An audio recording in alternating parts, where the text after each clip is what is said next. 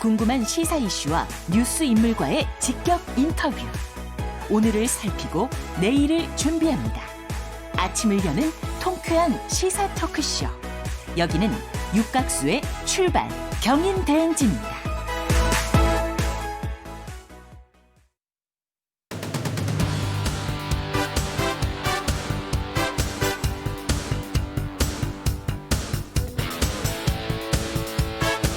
자, 오늘의 시사평론, 시사평론가 리엘 파트너스 이승기 변호사 오셨습니다. 어서 오세요. 예, 안녕하세요. 네. 제가 평소에 좀 궁금했던 게 하나 있는데요. 변호사님들은 항상 양복을 입으시나 봐요. 뭐 이렇게 저처럼 이렇게 간편하게 이런 거 못 입습니까? 입는데 아무래도 법정을 갈 때는 그런데는 예를 갖추기 위해 정장을 입습니다. 다만 이제 한여름에는 이제 넥타이를 맺지 않는 거, 이 정도까지는 허용이 됩니다. 뭐 우리나라 역사상 뭐 이렇게 한복 입고 이렇게 법정 들어가시는 변호사는 안 계시죠? 제가 뭐 다 찾아보지 못했는데 한번 시도를 한번 해볼까요? 죄송합니다. 이게 아침부터 갑자기. 자, 첫 번째 이슈 전해주시죠. 예, 첫 번째 이슈는 슈퍼 여당, 야당 패싱 현실화하나. 어제 그 28일에 그 민주당이 여당인 민주당이 이제 국회 기획재정위, 또 국토교통위, 또 행정안전위 등 그 3개 상임위에서 부동산 관련 법안 등 13개 법안을 이제 각각 상정을 해서 처리를 했죠. 예.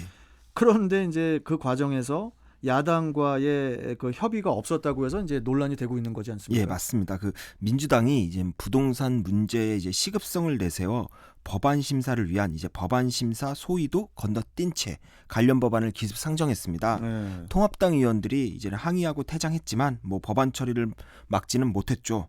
국회법상 상임위 안건 상정은 그 교섭단체 간사 간의 이제 협의 사안입니다. 그러니까 협의 사안이다 보니까 강제력이 없습니다. 한마디로 176석의 슈퍼 여당이 전체 상임위원회까지 독식한 상황에서 야당 패싱이 현실화되고 있는 것입니다. 특히 이제 부동산 관련 세법을 다루는 기획재정위원회에서는 사실상 이제 백지 표결, 저 깜깜이 표결이 이루어졌다면서 이제 통합당 측에서 문제를 제기하고 있죠. 예. 기재위에서는 이제 세법, 그러니까 부동산 관련 법안 중 이제 세법과 관련된 거, 그래서 소득세법, 법인세법, 종부세법 이렇게 세 개 개정안을 이제 처리를 했는데 이게 이제 서면 동의서를 통해 전체 회의에 상정이 됐습니다. 이들 법안 모두 70 부동산 대책의 후속 입법이라서 민주당 입장에서는 조속히 처리할 필요성은 있었습니다. 하지만 여야가 이제 법안 소위 구성에 합의를 하지 못하니까 민주당이 곧바로 소위원회를 건너뛰고 전체 회의에서 표결로 법안 산정을 시도하는 아주 이례적인 상황이 연출됐는데요. 홍익표 민주당 의원이 이 법안 상정을 요청하는 이제 서면 동의서를 제출했고요. 통합당 측에서는 이제 소위원회 논의를 거치지 않는 것이 국회 논의 자체를 원천 봉쇄하는 것이다라고 강력 반발했지만 이제 윤우덕 상임위원장이 이제 기립 표결에 이걸 붙여서 재석 26명 중 이제는 17인이 찬성해서 가결이 됐습니다.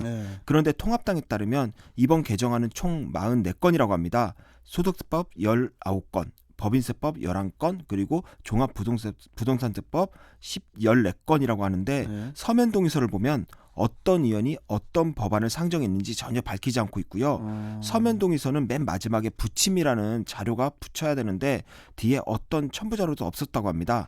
사실상 백지 위임식으로 백지 표결을 한 거 아니냐라고 해서 이는 중대한 법적 하자가 있다, 이런 주장입니다.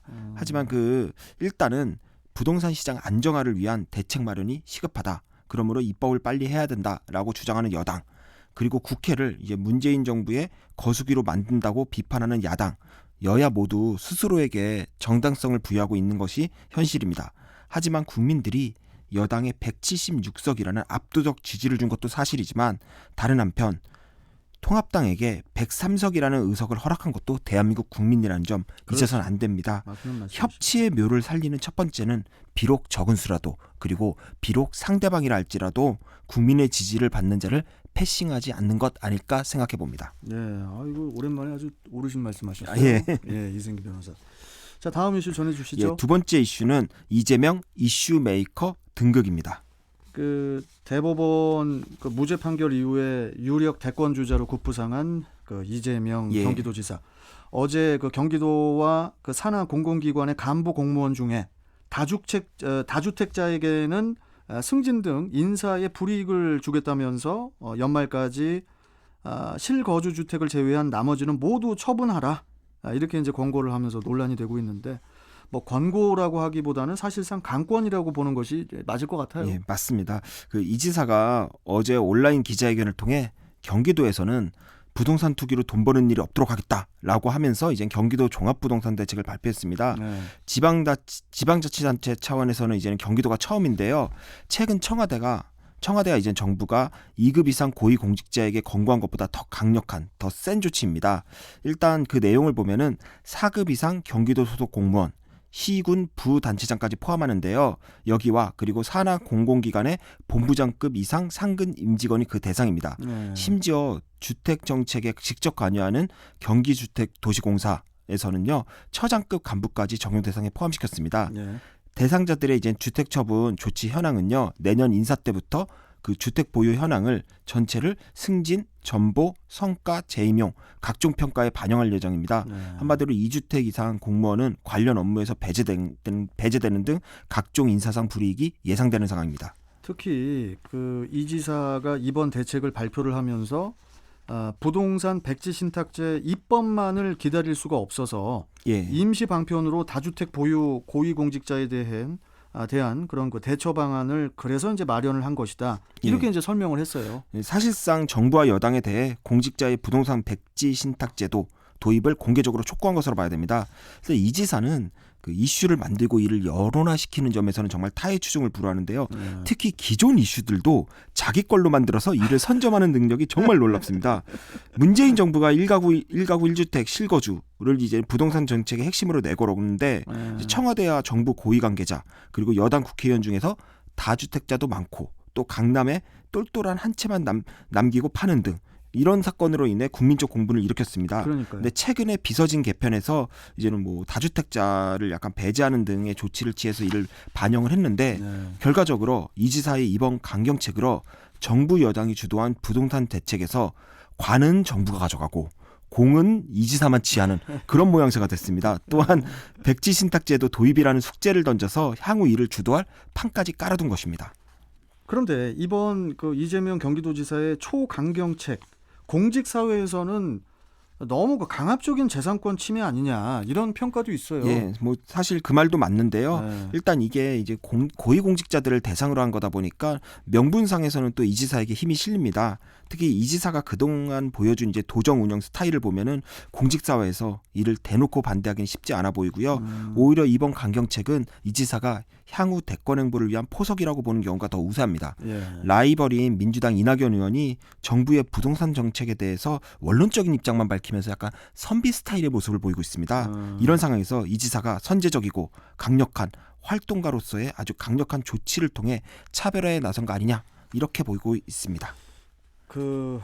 국민들이 어떤 부분에 있어서 되게 스트레스를 받고 또 예. 어떤 부분에 있어서 답답함을 가지고 있는지를 예, 이렇게 뭐라고 할까요? 이렇게 핀셋처럼 예, 그 스트레스를 꼭 집어가지고 그 부분을 언론화시키고 또 이렇게 대책을 마련을 한단 말이죠. 예, 이재명 맞습니다. 지사가. 예, 그런 부분 때문에 사이다 지사다 뭐 예. 이런 얘기도 있는데 뭐 안 좋게 평가를 할 이유가 없는 것 같아요. 예, 이런 맞습니다. 부분은. 아주 탁월한 능력을 갖고 있죠. 이슈를 예. 선점하는 능력은요.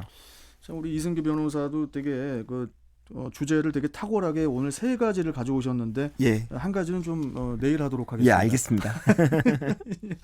시간이 다 됐네요. 자, 오늘 말씀 잘 들었고 또 내일 뵙도록 하죠. 고맙습니다. 예, 감사합니다. 네. 자, 지금까지 시사평론가 리얼 파트너스 이승기 변호사와 함께했습니다.